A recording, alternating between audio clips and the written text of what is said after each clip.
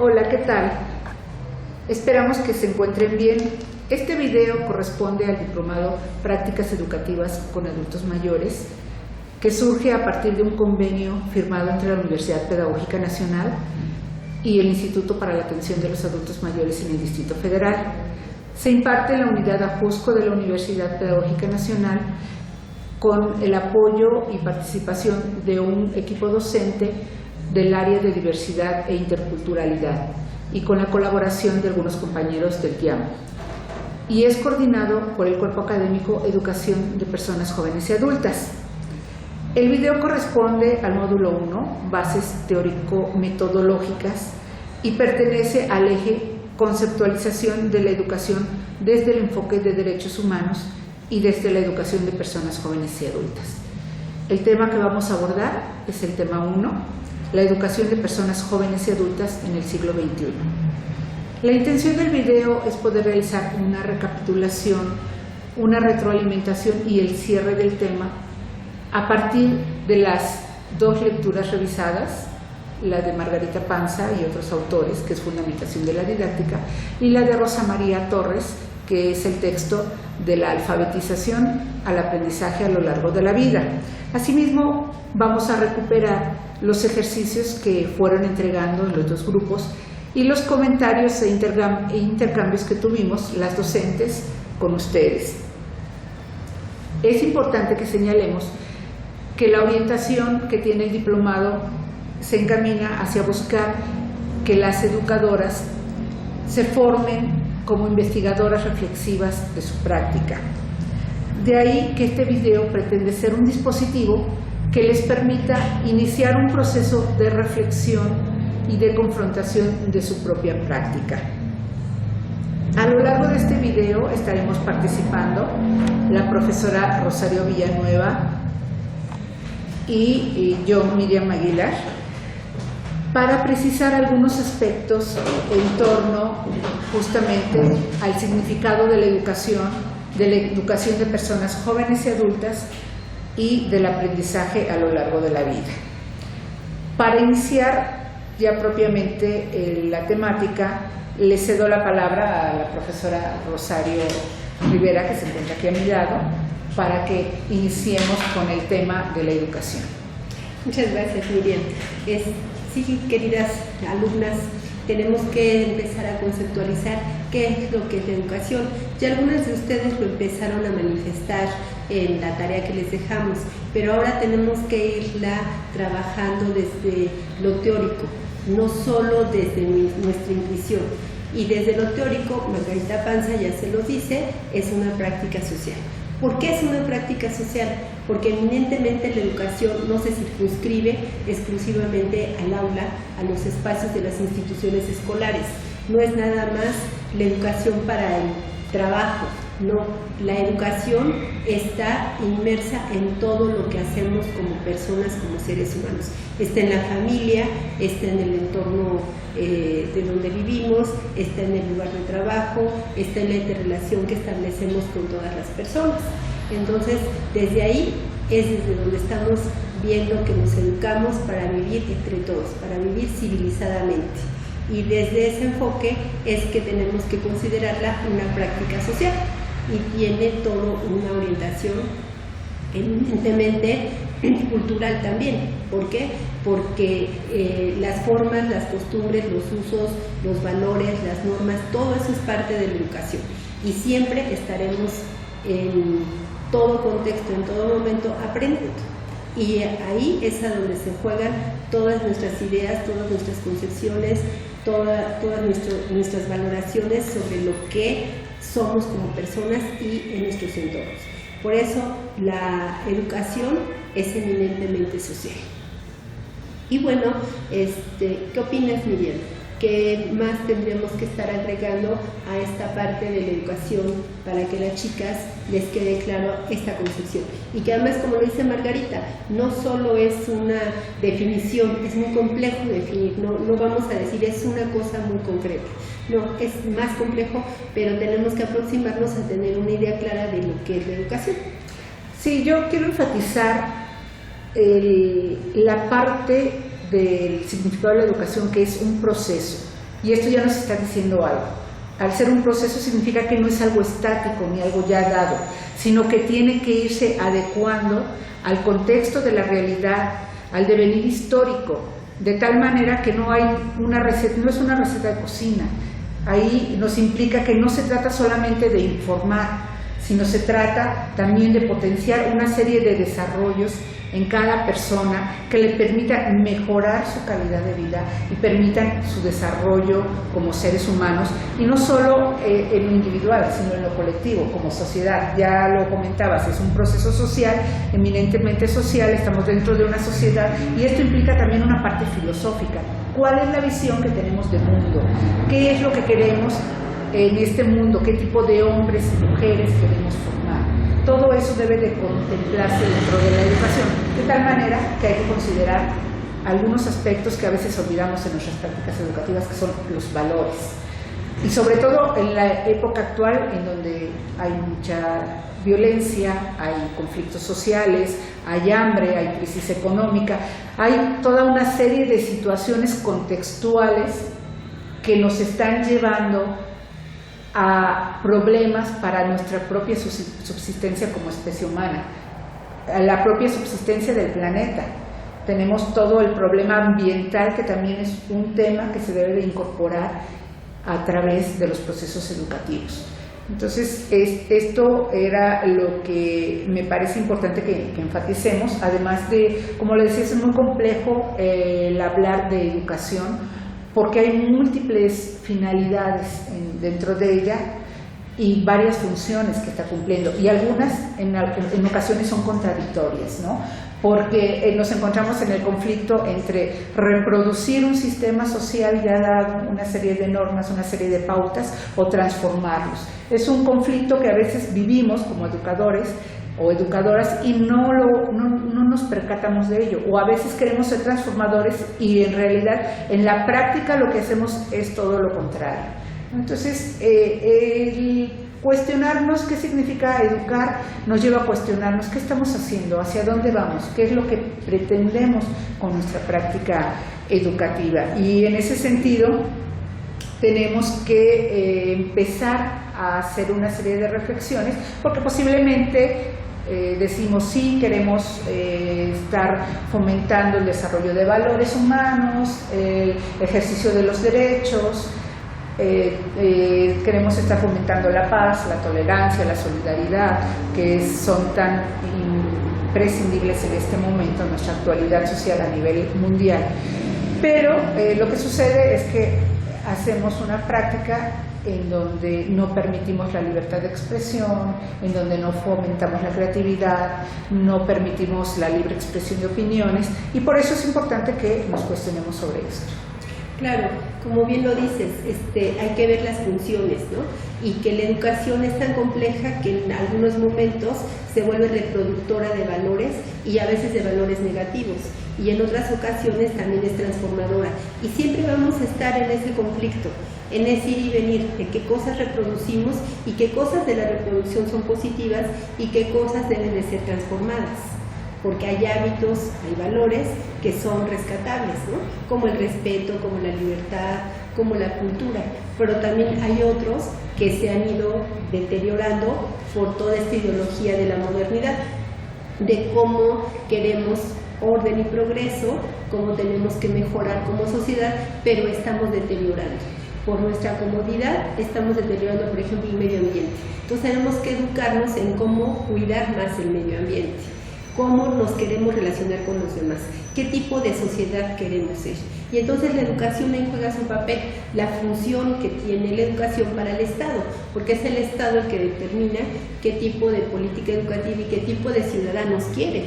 Y entonces esa es la parte funcional de la educación como reproductora de lo que el Estado está exigiendo. Y a la vez el Estado representa a la sociedad y a todos los grupos que la componen, a todos los grupos sociales, a todas las clases sociales que la componen. Y entonces es ahí toda la complejidad y toda la contradicción que tenemos que entender, ¿no? Y cuál es el papel que en el caso nuestro como educadoras de adultos mayores tenemos que jugar cuando estamos trabajando con estos adultos mayores, con estas personas que tienden a aprender todo el tiempo. Entonces es importante recuperar esta idea de las funciones, la función reproductora y la función transformadora. Sí, y en este momento a mí me parece importante también recuperar algo que ya decías, también hay una función socializadora, pero lo más importante, me parece a mí, además de las otras funciones, es ubicar que la educación también tiene una función conservadora en términos de conservar la propia especie humana, de permitir su sobrevivencia. Entonces, tenemos que preguntarnos qué tanto estamos realizando todo esto, ¿no? Si lo hacemos, si no lo hacemos, cómo lo hacemos, si lo queremos hacer, si a lo mejor ni siquiera nos hemos preguntado en este sentido cuál sería nuestro papel como educadores. Muy bien, pues una vez que hemos más o menos platicado y dialogado qué es para nosotros la educación, esperemos que esto les sirva como una reflexión para que ustedes reorienten, que vean qué concepción tenían de educación antes por una cuestión intuitiva y qué concepción pueden tener ahora de educación a partir de lo que han leído de Margarita Panza y de lo que nosotras hemos aquí comentado. Entonces ustedes tendrán que ir haciendo sus reflexiones. No estamos queriendo que hagan una definición y que esa se les quede estáticamente, sino que vayan introyectando en su bagaje cultural y de conocimientos qué es la educación y cómo esta además la van a ir reconstruyendo y reorientando. Y ahora pues estaremos pasando a otra parte de los temas, ¿no? Sí, estaremos tocando ya propiamente lo que significa el que estén realizando una práctica educativa con adultos mayores. Para nosotros es muy importante que les quede claro que esta práctica educativa con personas adultas mayores es parte de lo que se llama educación de personas jóvenes y adultas.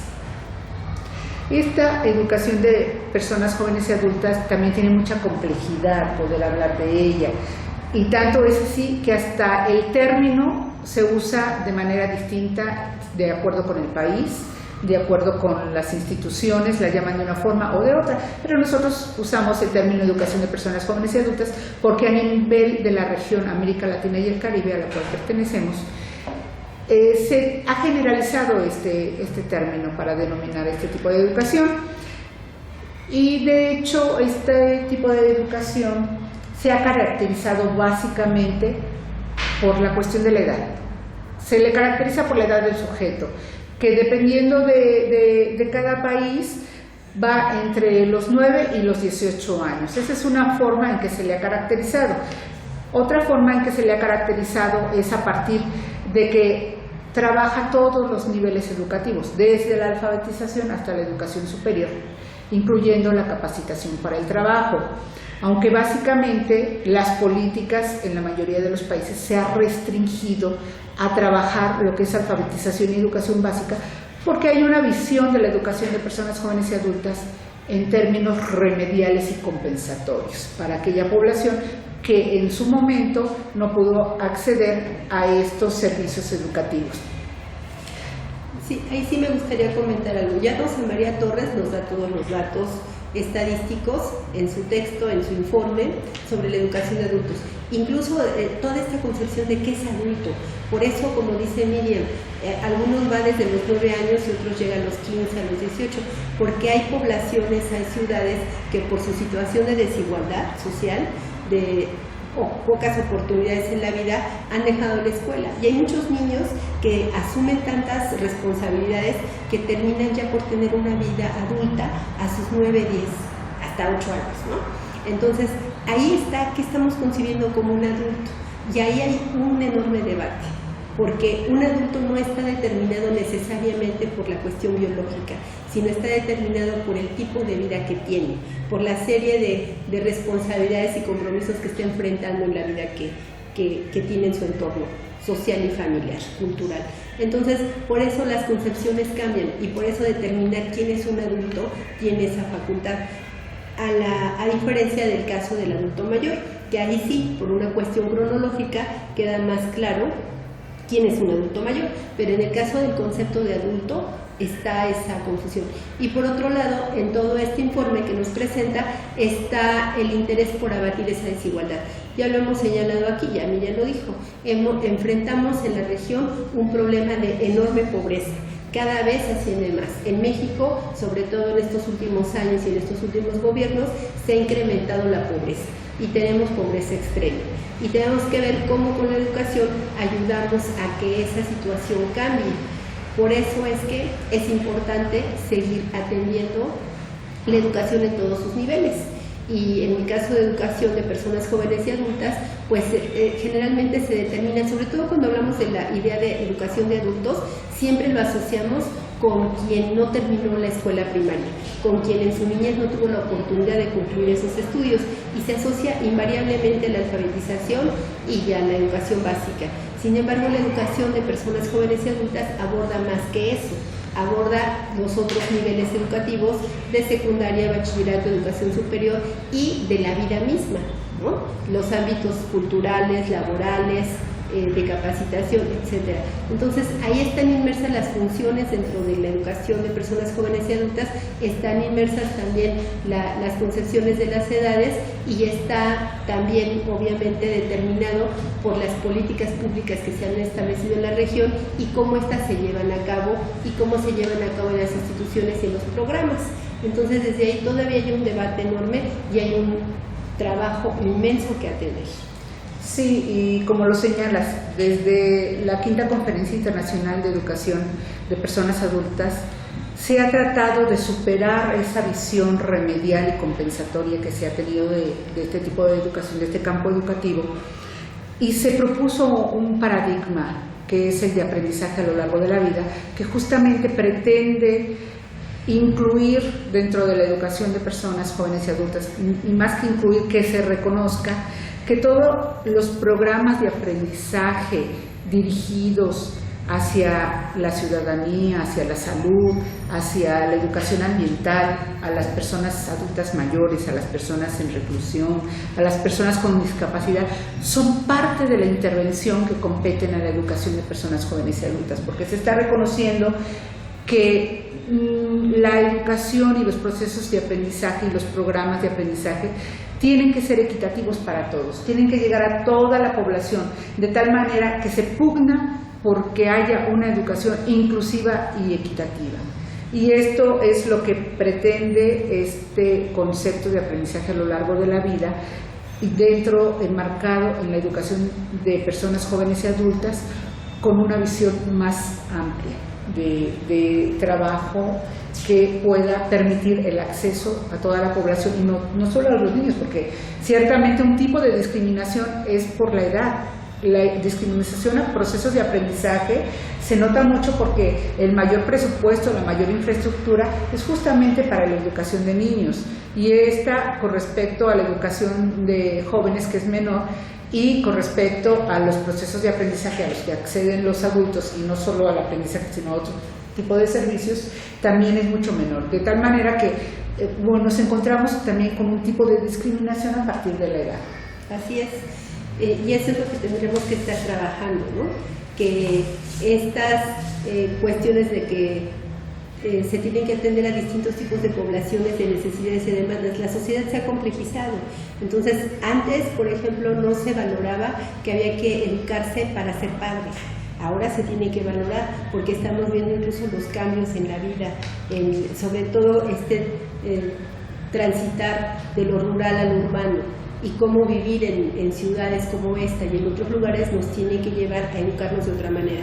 Entonces hablamos de una educación para la familia, una educación para la sexualidad, una educación para el trabajo, una educación para la ciudadanía, etcétera. Todas estas áreas de intervención que son partes de la educación de adultos y que ustedes aquí tienen que interpretar y que también están dentro del adulto. Y obvio, al vivir en estas ciudades, al transitar de lo rural a lo urbano, incluso en lo mismo rural también, implica que tengamos claro que siempre aprendemos, que ese es otro de los aportes que ha tenido la investigación educativa, que se ha ido documentado, que siempre aprendemos. Ustedes mismas lo ven con sus adultos. Cada día aprenden algo nuevo, algo distinto, y les emociona y les entusiasma y les ayuda a su vida. Entonces, eso es algo muy importante, que permanentemente aprendemos, que permanentemente nos educamos. Por eso es que desde las conferencias internacionales primero se habló de la educación para todos, se habló de la educación sin exclusiones y ahora, sobre todo, se aborda la educación a lo largo de la vida, ¿no? Y esto es algo que nosotros queremos que ustedes tengan muy puntualmente claro, que siempre aprendemos y que siempre en cualquier entorno, en cualquier situación, estamos aprendiendo.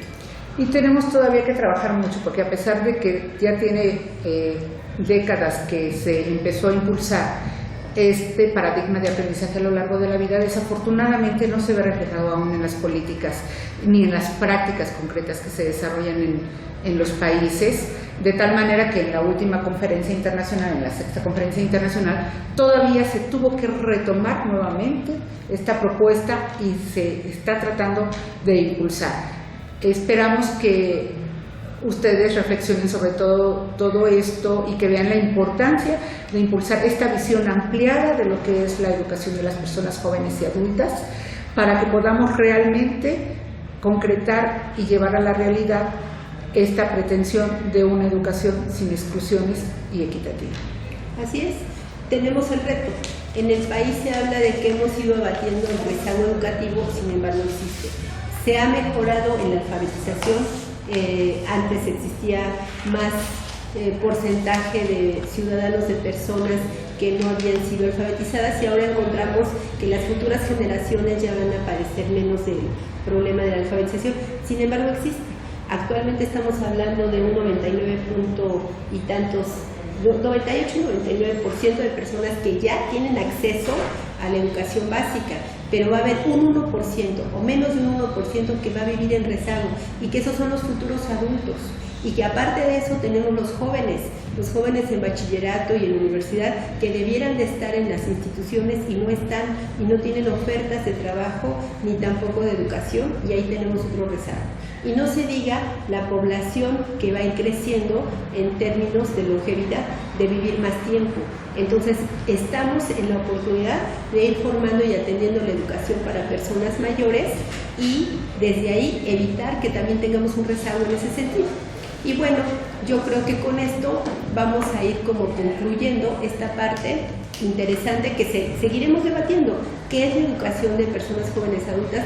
¿Qué es lo que tenemos que identificar como la educación para personas mayores? Incluso hasta el concepto de personas mayores, de adultos mayores, de cómo lo vamos a ir conceptualizando. Es algo en construcción y que yo creo que todas ustedes nos irán aportando en ese sentido.